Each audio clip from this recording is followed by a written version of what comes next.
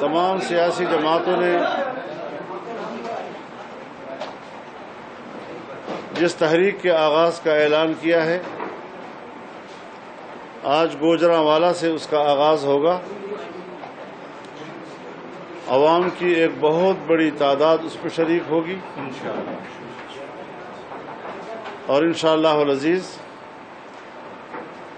یہ ان حکمرانوں کے کشتی کو غرقاب کرنے کے لیے سنگ میل ثابت ہوگا۔ ہماری کسی سے کوئی ذاتی دشمنی نہیں ہے، لیکن یہ محسوس ہونا چاہیے کہ پاکستان پاکستانیوں کا ہے۔ پاکستان مغربی آقاؤں کا نہیں ہے۔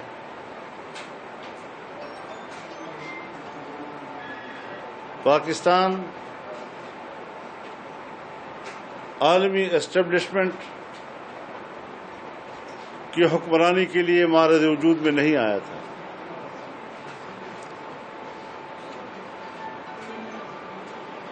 دنیا میں سازشیں ہوتی ہیں،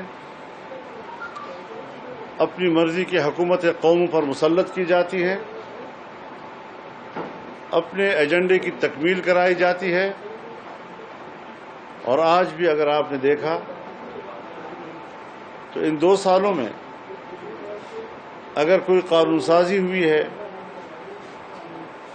اور 11 سے 12 قوانین بنے ہیں تو وہ بھی FATF کے شرائط کے تحت بنے۔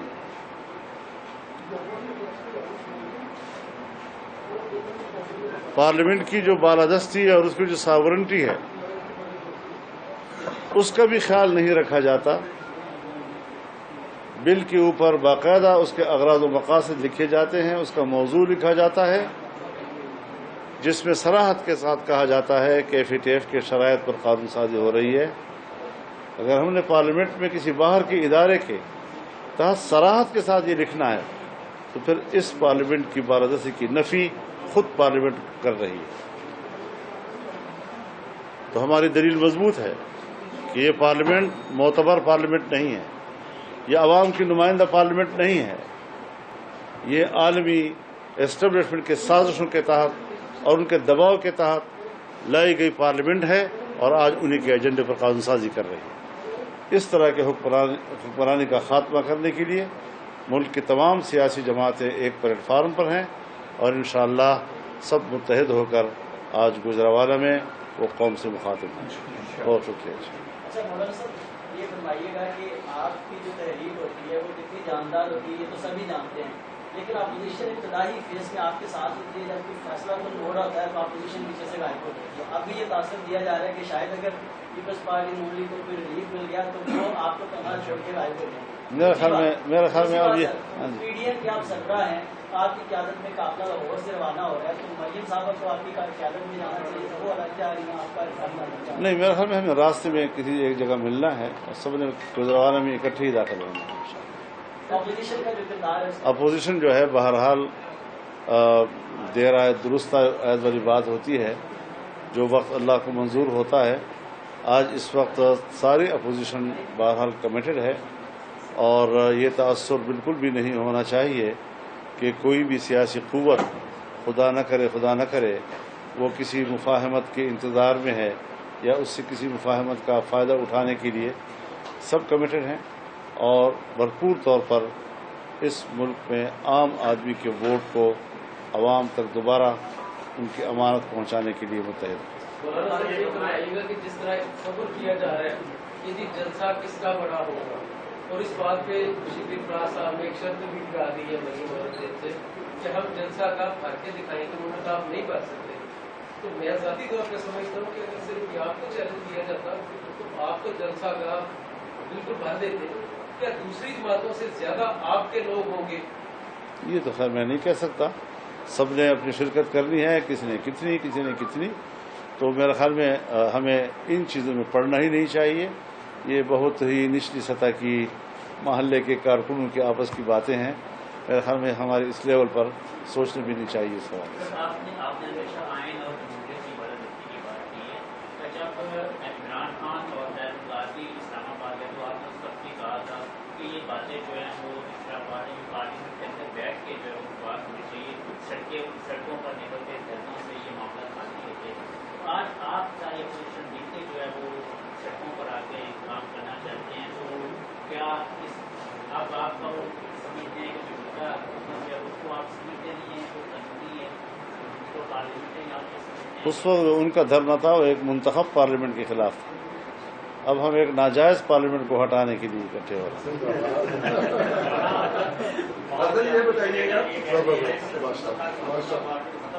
انشاءاللہ.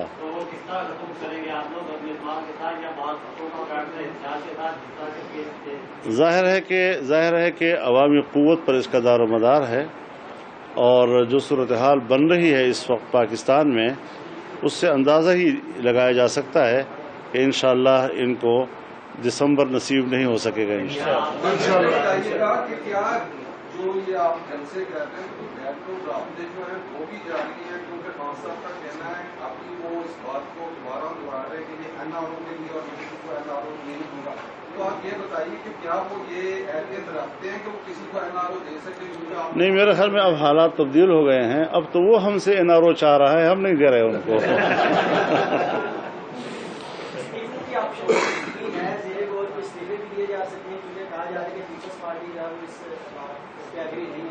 نہیں, میرے خیال میں ہم سب کا اس پہ اتفاق ہے, اور جو اعلامیہ اے پی سی کا جاری ہوا تھا اس میں جو استعفوں کا آپشن ہے وہ ایک متفقہ اعلامیہ کا حصہ ہے.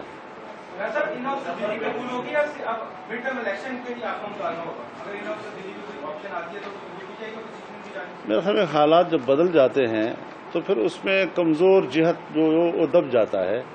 میرے خیال اس وقت جو صورتحال جا رہی ہے وہ ان ہاؤس تبدیلی کے حوالے سے اب سوچنے کی نہیں ہے.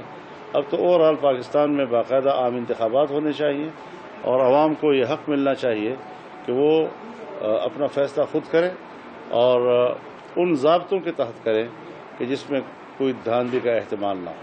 پی ڈی ایم کی سربراہی کے حوالے سے بھی کچھ رابطات تھے. پیپلز پارٹی کا کہنا تھا کہ یہ روٹیٹ ہونی چاہیے سربراہی جو ہے, تو ایسا بھی کچھ ہوگا اب تک؟ میرے خیال میں جو پرماننٹ ہے آپ کے پاس؟ میرے خیال میں ابھی ہم اس پر کوئی بحث موجود نہیں ہے. جب پی ڈی ایم کے اندر کوئی ایسی بحث موجود نہ ہو تو پھر اس پر بحث کرنا میرے خیال میں توجہ ہٹ جائے گی.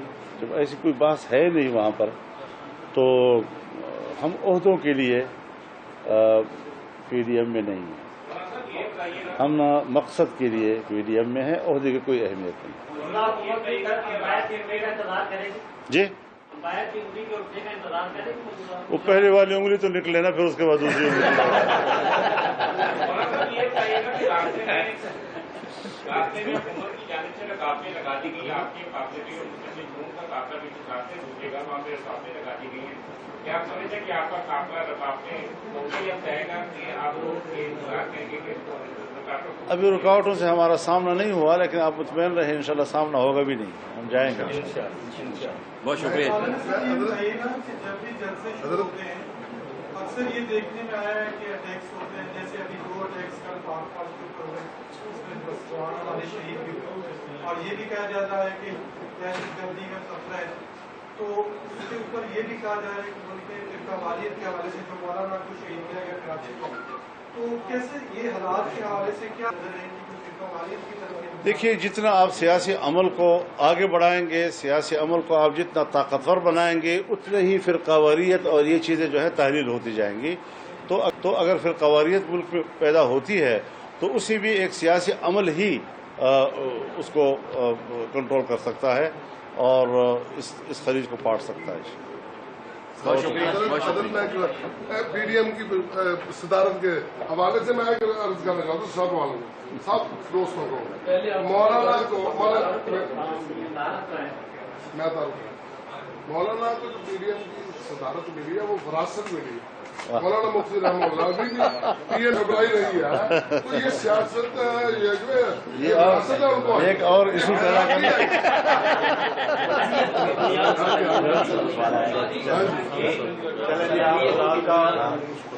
بہت شکریہ.